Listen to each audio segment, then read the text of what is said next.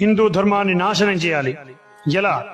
వారి అస్తిత్వాన్ని నాశనం చేశాం, నాస్తికవాదాన్ని బలపరిచాం. ఇంకా ఎలా? గ్రంథాలను వక్రీకరించాం, కొత్త గ్రంథాలను సృష్టించాం. ఇంకా ఎలా? ధర్మ సంస్కృతి కొరకు పాటుపడే వారందరినీ బలి తీశాం. ఇంకా ఎలా? సంస్కృతి సంప్రదాయాలను, ఆచార వ్యవహారాలను మంట కలిపాం. ఇంకా ఎలా? చరిత్రను తిరగరాశాం, చరిత్రకారుల్ని తుడిచేశాం, చరిత్రకు ఆనవాలైన వాటన్నింటినీ ధ్వంసం చేశాం. ఇంకా ఎలా? ఈ దేశంలో ఎంతో మంది ధన మాన ప్రాణాలను హరించాం. ఇంకా ఎలా? దేశం కొరకు, ధర్మం కొరకు, సంస్కృతి కొరకు, రక్షణ కొరకు మనసా వాచా కర్మణ నిరంతరం పరితపించే వారందరినీ ఊచకోత కోశాం. ఇంకా ఎలా? మతోన్మాదులను సృష్టించాం, మతోన్మాదులను ప్రవేశపెట్టి మత మార్పులు చేశాం, కమ్యూనిస్టు ఉన్మాదులను రంగంలోకి దించాం, సెక్యులర్ హిందువులను, సెక్యులర్ రాజకీయ నాయకులను సృష్టించాం. ఇంకా ఎలా? హిందువుల ధనాన్ని విదేశాలకు పంపి ఎన్జిఓల పేర్లతో భారతదేశంలో ఉన్న కొన్ని మతాల వారికి వారి అస్తిత్వాన్ని నిలుపుకునేందుకు వాటిని అందిస్తూ ప్రోత్సాహపరుస్తూ కొన్ని మతాల వారికి ప్రత్యేకంగా ప్రభుత్వమే ప్యాకేజీల పేర్లతో ప్రోత్సహించే పథకాలను, విధానాలను తీసుకొచ్చాం. ఇంకా ఎలా? కానీ ఒక్క హిందువు తన గుడికి వెళ్లి తన దేవుణ్ణి చూసుకోవాలంటే మాత్రం అధిక పైకం చెల్లించాలనే నెపంతో దేవుణ్ణి దూరం చేసి ఆ దేవుణ్ణి కొంతమందికి మాత్రమే పరిమితం అయ్యేలా తగిన చర్యలు తీసుకున్నాం. ఇంకా ఎలా? ప్రపంచం నిద్రపోతున్న సమయంలోనే పట్టు చీరలను కట్టింది భారతదేశం. ప్రపంచానికి నోట్లో మాటలు రాని సమయంలోనే అనర్గళంగా వేదాలను వల్లించింది.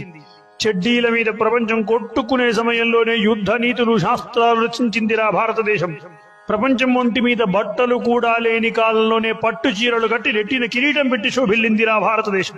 దాన్ని నాశనం చేయాలంటే దానికి మూలం ధర్మం, ధర్మానికి మూలం జ్ఞానం అని తెలుసుకున్నాం. దాన్ని దూరం చేయాలనే నిపంతో బయలుదేరి వచ్చాం. భవతి భిక్షాందేహి అంటే ఒక్క పూట అన్నం దొరుకుతుందో దొరకదో కానీ జ్ఞానం కావాలంటే మాత్రం 3 పూటలా భోజనం పెట్టి మరి జ్ఞానాన్ని బోధించే గురువులు, గురుకులాలను చరిత్రలో కూడా లేకుండా చేశాం. ధర్మాన్ని బోధించే నలంద విశ్వవిద్యాలయాల్లాంటి వాటన్నింటినీ నాశనం చేశాం. ఇంకా ఎలా? ప్రపంచమంతా అడవుల్లో పండు కాయలు కోసుకుని తినే కాలంలోనే సుగంధ ద్రవ్యాలను పండించిందిరా భారతదేశం.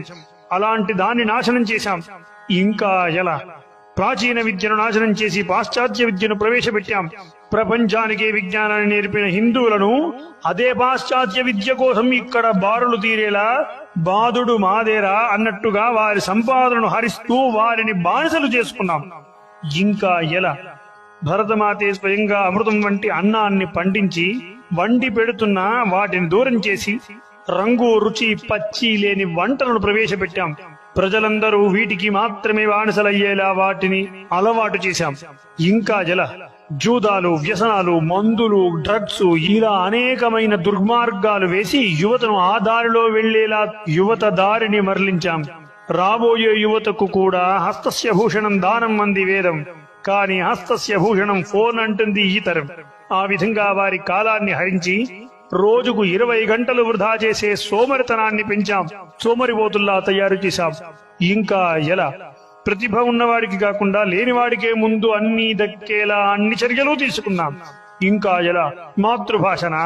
మాతృభాషను నోటికే పరిమితం చేశాం, మాతృవిద్యను ఇంటికే పరిమితం చేశాం. ఇంకా ఎలా? 6 గజాల పట్టు చీర కట్టి నుదుటిన బొట్టున పెట్టి తలలో సిగపూలు పెట్టుకుని నడిచే సంస్కృతి నుంచి 5 అంగుళాల చిరిగిపోయిన బట్టలు కట్టుకునేలా సంస్కృతిని మంట కలిపాం. ఇంకా ఎలా? అనేక సంపదలను ఎత్తుకుపోయాం. ఇంకా ఎలా? అందరిలో అవమానించాం. ఇంకా ఎలా? ఎలా ఎలా ఎలా? ఎన్ని చేసినా ఏదో రకంగా భారత శోభ వెలుగుతూనే ఉంది. ప్రపంచంలో నేటికి అగ్రగామిగానే ఉంది, తలెత్తుకునే జీవిస్తుంది.